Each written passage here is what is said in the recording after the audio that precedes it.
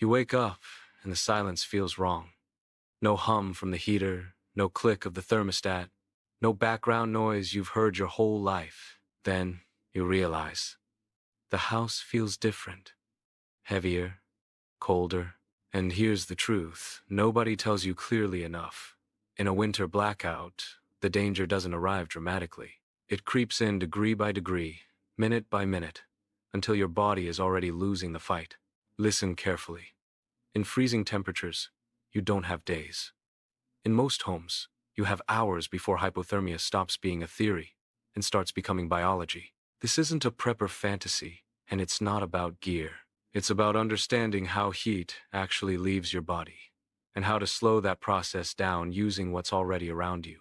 The first mistake people make is trying to heat the whole house. That's impossible without power, and it's how you burn calories, fuel, and time for nothing. Heat doesn't care about your square footage. It obeys physics. So the smartest move is shrinking your world.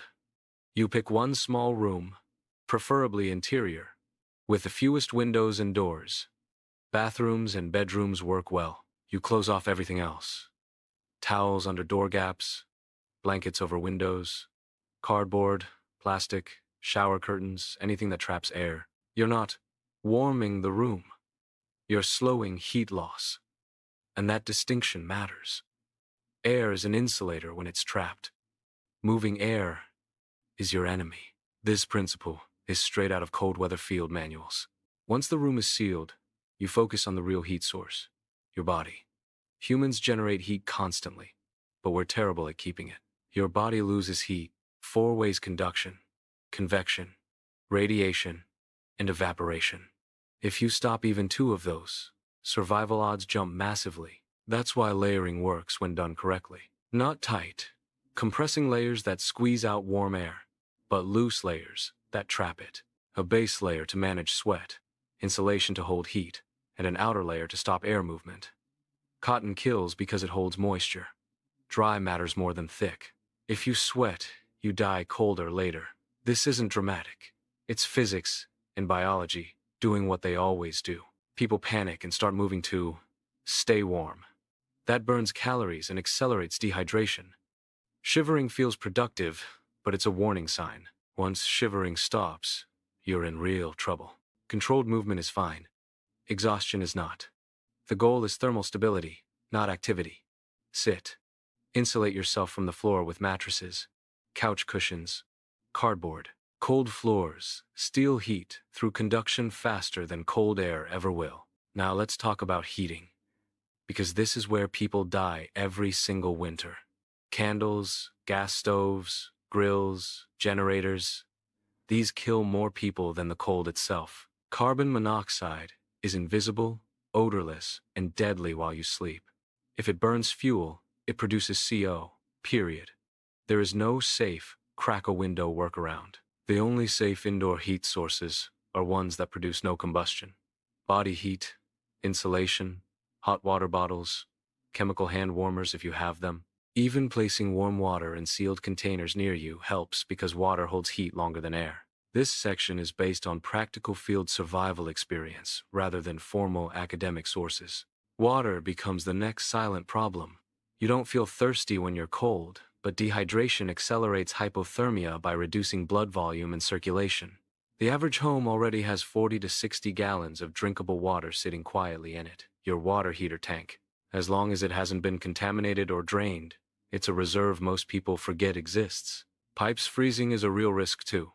If temperatures drop low enough, frozen pipes expand and rupture, turning a survival situation into a structural disaster. Opening faucets slightly to relieve pressure can reduce damage, and draining lines if possible buys time. Food isn't about comfort now.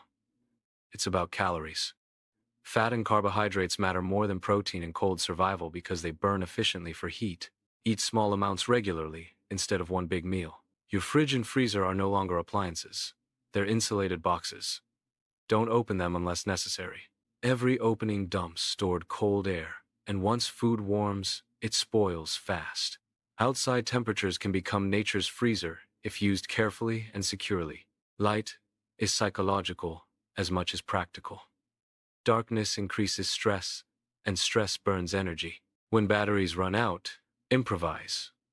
Reflective surfaces amplify candlelight safely if used correctly. Headlamps are better than flashlights because they keep your hands free and reduce wasted movement.